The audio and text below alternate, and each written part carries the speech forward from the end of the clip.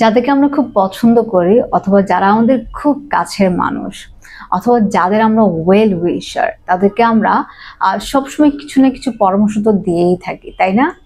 পরামর্শগুলো আসলে কেমন হয়, যে এটা করো না, ওটা করো না, তাই না? যেমন অধৈর্য হয়েও না লাইফে, কারণ অধৈর্য হলে তো তুমি ভালো কিছু অ্যাচিভ করতে পারবে না। অথবা বলি যে খুব বেশি আবেগপ্রবণ হবে না, আবেগপ্রবণ হলে মানুষ অনেক কিছু আসলে করতে পারে না। আর কি বলি, চিন্তিত হয়েও না, এই জাতীয় কথাগুলো বলে আমরা মানুষকে পরামর্শ দেই যাতে তারা তাদের লাইফে বেটার কিছু করতে পারে। am I right? সেই যে আমি বললাম যে অধৈর্য হয়েও না, আবেগপ্রবণ হয়েও না, চিন্তিত হয়েও না, এটাকে আমরা ইংলিশে আসলে কিভাবে বলবো? কিভাবে আপনি ইংলিশে আরেকজনকে পরামর্শ দিবেন? ওয়েল, এটাকে ইংলিশে বলার জন্য আপনাকে জাস্ট একটা সিম্পল স্ট্রাকচার ফলো করতে হবে, খুবই সিম্পল। স্ট্রাকচারটা হচ্ছে ডু নট বি, দেন আপনি যে পরামর্শটা দিতে চাচ্ছেন সেটা বলে দিবেন। আচ্ছা, সো মেইনলি হচ্ছে ডু নট বি। এই ডু নট বি এটাকে যদি আপনি কন্ট্রাকশন ইউজ করেন হয়ে যাবে don't. Do not, don't. So don't B. যেমন আমি প্রথমে যেটা বললাম যে অধৈর্য হয়েও না, সো অধৈর্যের ইংলিশ কি? ইমপেশেন্ট। Impatient, impatient, impatient. তাহলে কি হলো? Don't be impatient, don't be impatient. Alright? অধৈর্য হয়েও না। আমরা আসলে আর কি বলে থাকি, যেমন বড়রা তো খুব বেশি পরামর্শটা দেয়, যেমন অসৎ হও না, তাই না? সৎ থাকা খুব জরুরি লাইফে। সে অসৎ হও না, একই structure, do not, don't. Don't be এটা আমাদের কমনলি থাকবে। ডোন্ট বি, অনেস্ট হচ্ছে সৎ, আর অসৎ কি? ডিসঅনেস্ট। তাহলে আমরা কিভাবে বলবো? Don't be dishonest, don't be dishonest, don't be dishonest. Alright? অসৎ হও না। আমরা কি কি ধরনের পরামর্শ দিই? যেমন আমরা বলি যে লাইফে শিক্ষিত হতে হবে, অশিক্ষিত হও না। অলরাইট? সো অশিক্ষিতর ইংলিশ কি? শিক্ষিত ইংলিশ হচ্ছে এডুকেটেড, আর অশিক্ষিতর ইংলিশ হচ্ছে আনএডুকেটেড। প্রনাউন্সিয়েশনটা একটু দেখেন। So uneducated, repeat after me, uneducated, uneducated, uneducated. So তাহলে আমরা কি বলবো? যে uneducated হয়েও না। So don't be uneducated, don't be uneducated. alright? So আমরা আসলে আর কি ধরনের পরামর্শ দিই? আমরা বলি যে নিরক্ষর হওয়া যাবে না লাইফে, কারণ নিরক্ষর মানুষ আসলে সমাজে বোঝা। সো নিরক্ষর ইংলিশ কি? যাদের অক্ষর আছে, অক্ষর জ্ঞান আছে, তাদেরকে আমরা বলি লিটারেট, আর যারা নিরক্ষর এদেরকে আমরা বলি যে ইলিটারেট, তাই না? সো একই structure, don't B illiterate, don't be illiterate, illiterate. So don't be illiterate, don't be illiterate. alright? So নিরক্ষর হওয়া কিন্তু একদম যাবে না। আর আমরা আসলে কি বলি, লাইক আমরা বলি যে রাগান্বিত হয়েও না, এটা বলি, তাই না? সো দেখা যায় যে রাগ একটা ভয়ঙ্কর জিনিস, রাগ মানুষকে অনেক সময় শেষ করে দেয়।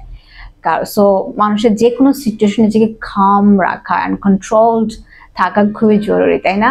সো রাগান্বিত হন, এটা ইংলিশ কি? একই structure, don't be angry, don't be angry. রাগান্বিত হও না, don't be angry. Alright? Don't be angry.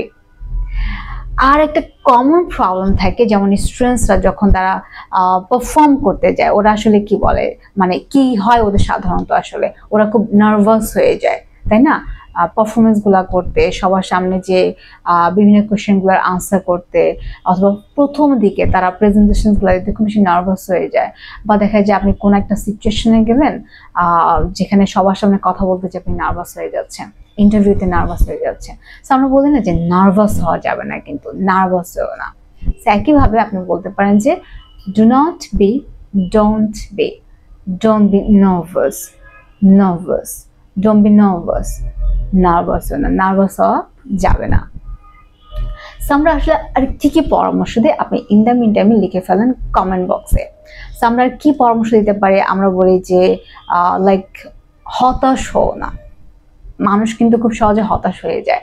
Like একটা কিছু করতে গেলেও ভালোভাবে হচ্ছে না, বা পড়াশোনা করতে যাচ্ছি সো ভালোভাবে মনে যে পারছি না আমি, যেমন যারা আইএসএল স্টুডেন্টস ওরা খুব তাড়াতাড়ি হতাশ হয়ে যায়।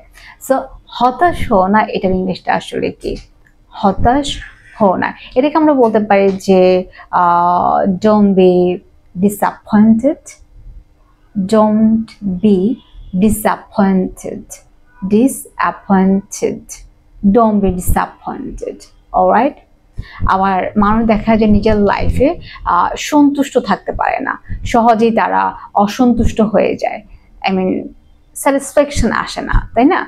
তো তাদের জন্য আমরা বলতে পারি যে don't be discontented, don't be discontented, don't be discontented, alright? Don't be contented,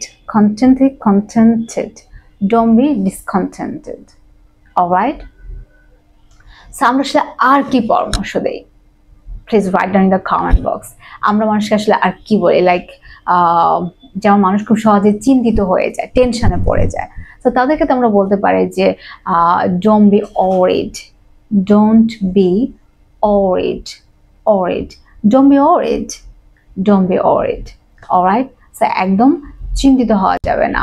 আর কিছু মানুষ আছে যে খুব সহজে ইমোশনাল হয়ে যায়, তাই না? খুব সহজে ইমোশনাল হয়ে যায়, এদের নিয়ে কিন্তু একটা সমস্যা, যারা খুব বেশি আবেগপ্রবণ, ইমোশনাল। তো তাদেরকে আমরা বলি যে বেশি ইমোশনাল হওয়া যাবে না, বেশি ইমোশনাল হইও না। তো তাহলে ইংলিশে কি হবে? Don't be emotional, don't be emotional, or don't be so emotional. অনেক বেশি ইমোশনাল হইও না, আবেগপ্রবণ হইও না, আমরা এটা বলি। আবার দেখা যায় যে কিছু মানুষ লাইফে শুধুই আনহ্যাপি থাকে, আই মিন স্যাটিসফ্যাকশন থাকে না লাইফে, খুব আনহ্যাপি থাকে। সো আমরা তাদেরকে বলি যে don't be unhappy, don't be unhappy মানে অসুখী হইও না, ডোন্ট বি আনহ্যাপি, অলরাইট? আর কমনলি এটা সবার ক্ষেত্রে হয়, আমার কাছে মনে হয় মানুষ খুব সহজে অলস হয়ে যায়, তাই না? আপনি কি অলস হন? আমি কিন্তু মাঝে মাঝে খুব অলস হয়ে যায়, খুব অলসতা কাজ করে।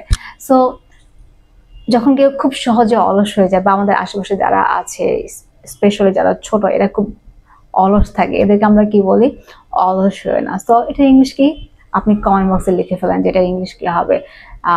অলস হয়ে না, don't B lazy, so don't be lazy, alright?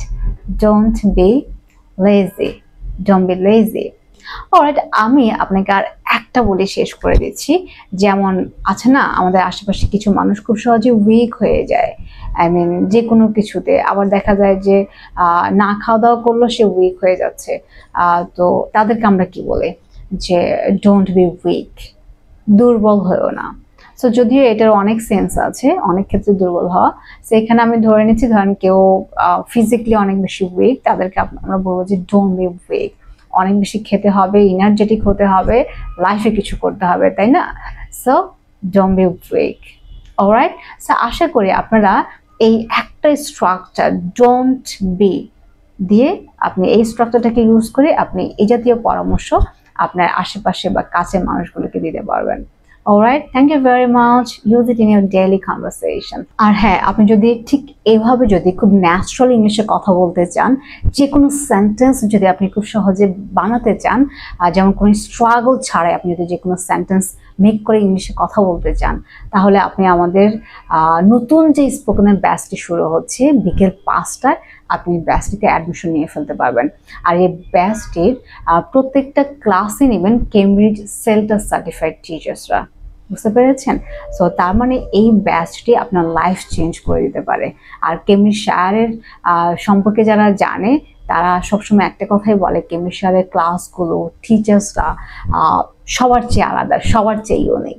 So আপনি যদি ইংলিশে খুব ফ্লুয়েন্টলি, খুব স্মুথলি, একদম নেটিভ ইংলিশ স্পিকারদের মতো করে কারেক্টভাবে উচ্চারণ করে যদি ইংলিশ শিখতে চান, তাহলে অফকোর্স আমাদের এই 5টা ব্যাচ থেকে শুরু করে দিন আপনার জার্নি কেমব্রিজশায়ারের সাথে।